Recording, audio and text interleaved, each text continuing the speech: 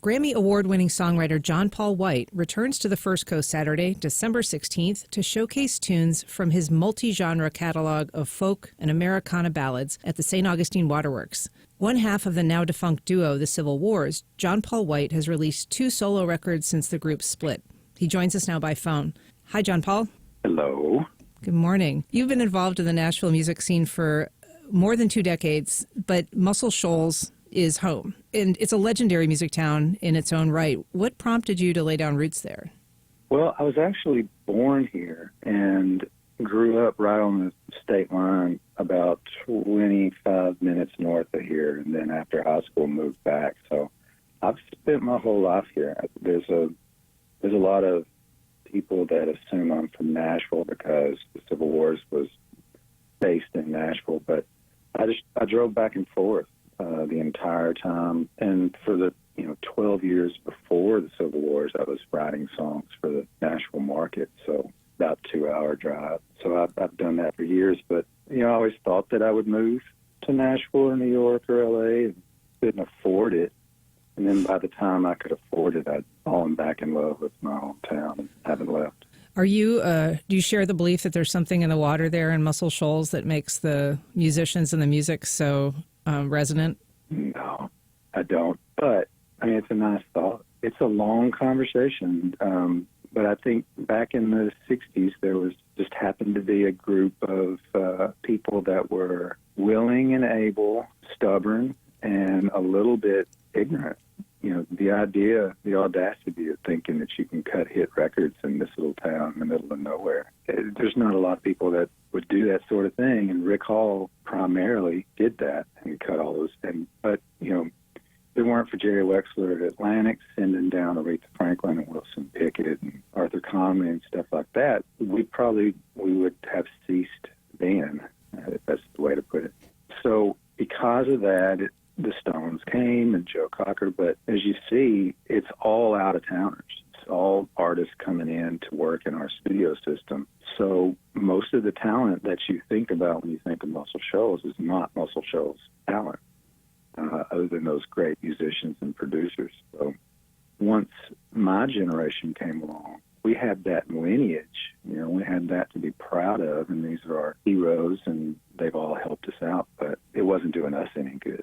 So because of growing up in this atmosphere, you grow up from day one thinking you can do it, that you can make it from here. And if I lived an hour to any other direction, I probably wouldn't. I probably wouldn't chase the dream quite as hard as people do here, because people are walking these streets that are actually doing it. I think that's catching. I don't know if it's in the water or not.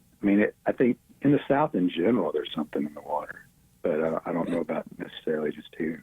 You co-own a record label there as well, Single Lock Records. And obviously the music industry has changed dramatically in the last decade with digital distribution and apps like Spotify. What is the standout mission of Single Lock? How are you navigating the changing tides of the music business?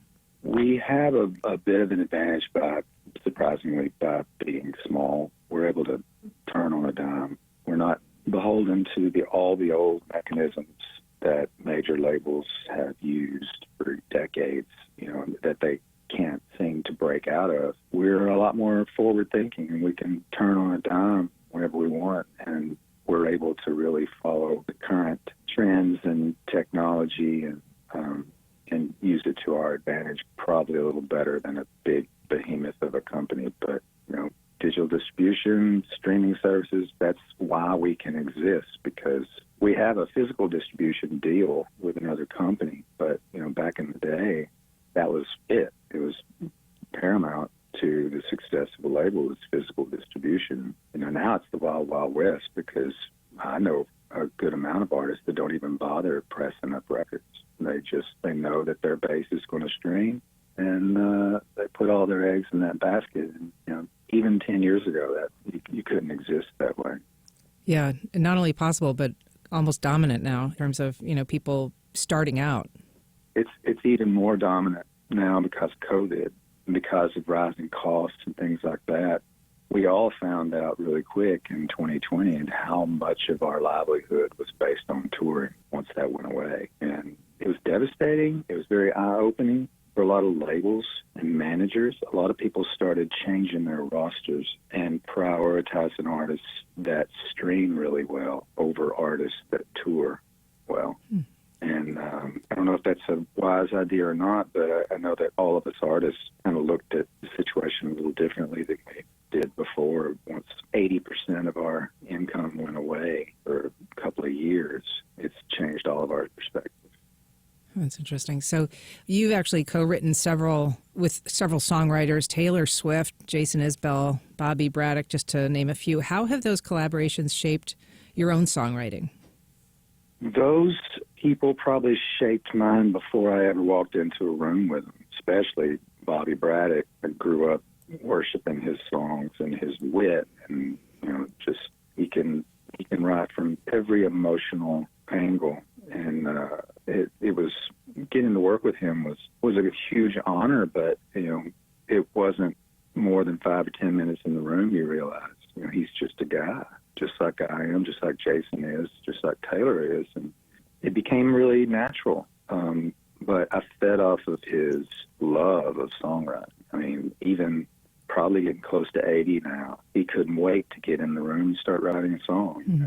But with Taylor, when we wrote together, we'd known each other very, very casually. Had met a couple of times, and she'd come to some of our shows. But that co-write took about an hour, probably less, and we recorded all of our parts, guitars and vocals and everything, within the next hour. So a couple hours after starting the session, we were off to sound check for our show out in L.A. So it was a whirlwind, but I mean, she's an incredibly talented songwriter, and it was evident right from the beginning. She jumped in with both feet, and, led the charge, and that was very inspiring. I'm not sure I completely understand. Are you saying that when you two sat down that you actually wrote a song and got to start recording it in that short amount of time? Yeah, it was.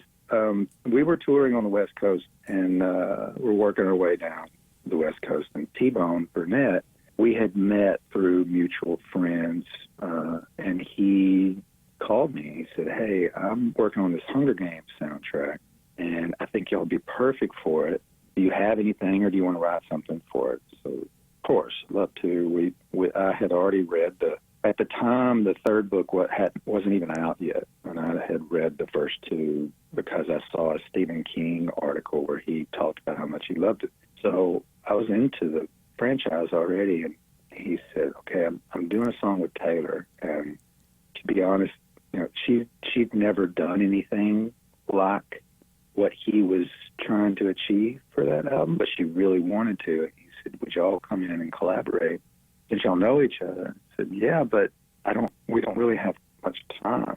So we got to his house at about 1 o'clock and said, "Hey, first time we'd ever sat down and spent any length of time with her." And yeah, within an hour we'd written Safe and Sound, and then he has a studio built into his house, so we recorded it there, and he added stuff, percussion, things like that after the fact. But that was it. That was the keeper vocals that are on that record. And then we had to rush to get to sound check for our show that evening. That's extraordinary. It was crazy, but at the time it felt pretty normal because we were working continuously, constantly, and the creative thing was just always going, and it was for her as well and for T-Bone. So, the pump was already primed, and so it was kind of effortless. Your most recent release, The Hurting Kind, gives a nod to old country. Did you go into the studio knowing that you wanted the album, like what you wanted the album to sound like, or did it reveal itself as you were tracking and putting the songs down? I did know, and I'd never made a record that way before. I'd always just written songs, and there would always end up being a unifying theme with at least 10 to 12 of them, and I wouldn't really think about it, but it just would happen, like, okay, so go in the studio, let's see what it turns out to be, and then there it is. I don't think I could have made Beulah with any preconceived notions of what I thought it should be. It just happened, and then I look back at the end and wonder how the hell did it get here. But with the Hurricane, I've been obsessed with old Roy Orbison, Patsy Cline, and Jim Reeves records, Chet Atkins records, and just I was looking everywhere to try to find, especially a male singer, doing anything in that vein. The torch songs and the flower between your teeth, dramatic stuff. And so I thought, well, if that's what I'm looking for, if that's what I'm craving, maybe that's just what I should create. And so I ended up getting players that made sense for that sort of thing. And I definitely skewed it a bit. I didn't try to make a retro album, but it is an homage to a time when people were very conscious of the technical skill that it requires to make a complex record. That it was there's not a lot of elements there, but they're all so perfectly placed that it was quite a challenge, but I'm very proud of it. I've heard some comparisons of your vocal stylings to Roy Orbison. Yeah, that's insane. I mean, it's very, very flattering, but there's only one Roy Orbison. But I'll take that compliment all day long. So you're playing in town Saturday as part of the Gamble Rogers Festival's Live from the Waterworks series, and that's held in the historic old pump house in St. Augustine. What can we expect from that performance? A lot of sadness, a lot of tears. I love sad songs, and I think anybody that knows my music knows that. But I tend to try to keep it light between songs because it can get really heavy. So hopefully, there's ups and downs and climaxes and everything basically like a movie would be. But I'm anxious to do it because I haven't been playing a lot. I had some vocal problems that shut me down, and I'm excited to get out there and see people again and connect again. So, and I've never been to St. Augustine. I've always wanted to go, and so I'm excited about that. Well, we're excited to have you. I've been speaking with John Paul White, Grammy Award-winning singer-songwriter. There are a few tickets left for his upcoming show Saturday at the Waterworks, and you can find them on Eventbrite. John Paul, thanks so much for talking to us today. My pleasure. Thanks for having me.